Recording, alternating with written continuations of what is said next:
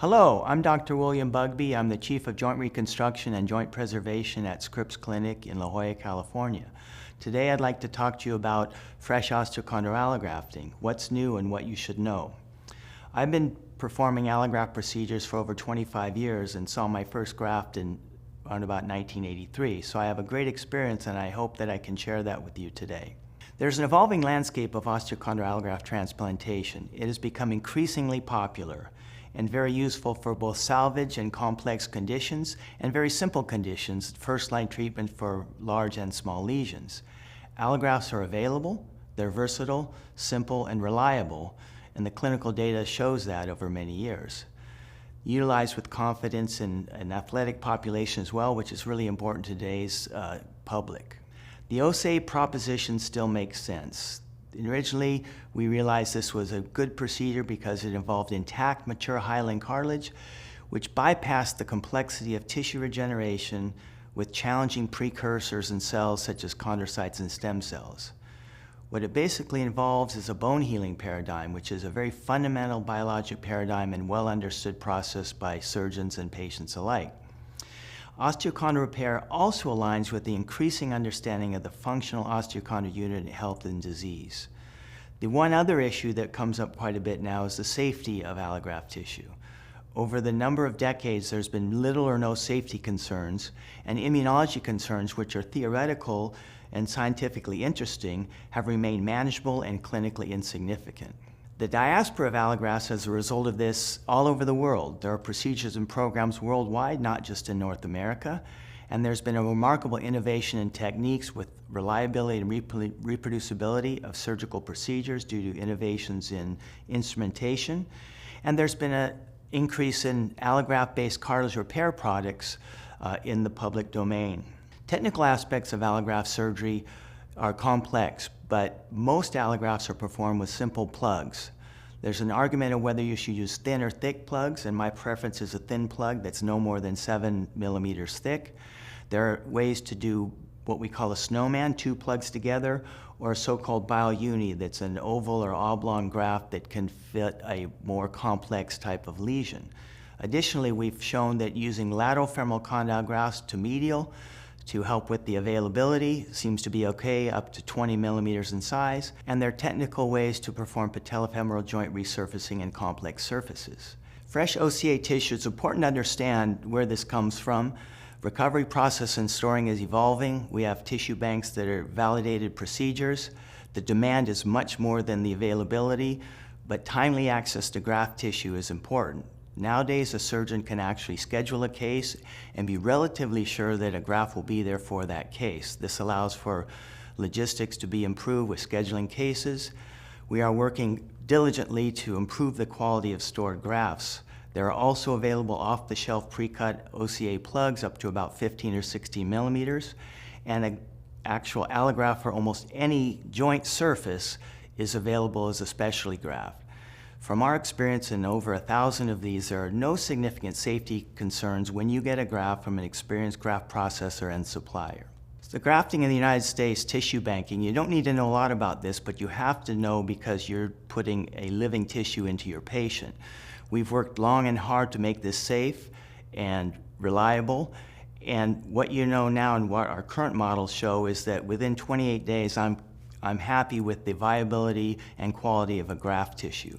Many researchers are looking at extended storage, but right now I don't think that's clinically relevant, but it may be so in the future. So let's pivot to indications for osteochondral allografting in the knee. I have my favorites. By far and away, my favorite indication is osteochondritis dissecans, a bone and cartilage disease, focal defect that's truly amenable to allografting. Additionally, focal traumatic cartilage defects, degenerative cartilage lesions, osteonecrosis, spontaneous osteonecrosis, and another one of my favorites, fracture malunion, such as a tibial plateau fracture. Where I think people should be careful, but I still utilize grafts, is in treating osteoarthritis. I would use this in a young patient, but it is not a reliable procedure in a middle-aged patient with osteoarthritis. Additionally, surgeons should know that allografting are a workhorse for cartilage repair for failed previous cartilage surgeries. So I would say allografts can be used for small lesions, and I wouldn't waste time with low yield techniques that just delay the appropriate treatment. So in summary, my favorite indications were osteochondritis dissecans in any joint actually, but particularly in the knee, tibial plateau malunions in those rare cases, and isolated trochlear lesions. So what about other joints? We focus on the knee because that's where primarily allografting is used, but there's quite a bit of ways to use allografts in the ankle for osteochondral lesions, AVN, and post-traumatic arthritis. Certain indications in the shoulder, such as reverse Hill-Sachs lesions, AVN, and glenoid deficiency. In the elbow, again, osteochondritis dissecans. Very few indications in the hip. There are just not that many isolated lesions that don't include dysplasia or advanced arthritis. So that would be similarly a fracture, osteonecrosis, and the rare case of osteochondritis dissecans. So my favorites after the knee would be the ankle osteochondral lesion and humeral head defects. Clinical results have been published by many authors in many locations. There's a large volume of scientific work. Unfortunately, there are no level 1 studies because it is very difficult to do a level 1 study with allografting. The takeaways really are this. Results depend on patient age and diagnosis. For focal defects, the results are not sensitive to the size of the lesion or, remarkably, previous surgery, which is unlike ACI, microfracture, or other treatments. The ideal cartilage repair patient has an excellent result. So these are some of the papers we have reported on that show just this. We don't think it matters what size the lesion is. And if you do it as an initial first line rather than a second line, it doesn't seem to matter. But again, do the right operation the first time, in my opinion. My best experience with allografting is in this perfect patient. These patients are rare in the cartilage world, but someone under 30 with a focal defect and of the femoral condyle trochlea, or a lesion size that's less than 8 square centimeters. In these patients, our results are spectacular and maybe better than any other cartilage repair procedure. 99% survivorship and over 93% patient satisfaction. But we also have to talk about the other end of the spectrum. What shouldn't you do with an allograft? So my worst experience over time is trying to treat arthritis in middle-aged patients with cartilage restoration and joint preservation. So a word of caution. Patients really want to avoid joint replacement, but sometimes doing an allograft procedure or any joint preservation procedure in a middle-aged patient who's on the arthritis scale probably shouldn't be done. And there's a lot of reasons for this. These people have probably got genetic predisposition, and allografting, like other cartilage surgeries, is not going to change the natural history or the disease of the joint. It's only going to repair the damaged tissue. This table summarizes what we know from analyzing over 1,000 fresh allografts in the knee. As I mentioned earlier, age, diagnosis, and lesion size are important, but this gives a numeric value to this. If you have an older patient with osteoarthritis, their risk of failure from allografting is 5 times that would be for a young person with osteochondritis dissecans.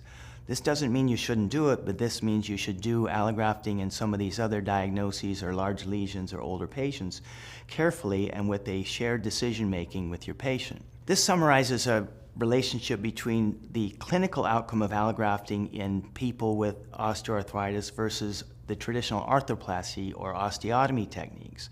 And this shows in a 30 to 50-year-old population, total and partial knee replacement still has a higher clinical effect than allografting, and this is why I use allografts in middle-aged arthritic patients rarely.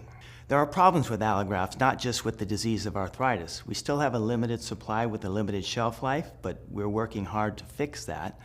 When you see failure, it usually means subchondral bone cyst and failure of the bone healing, but you can also see graft delamination.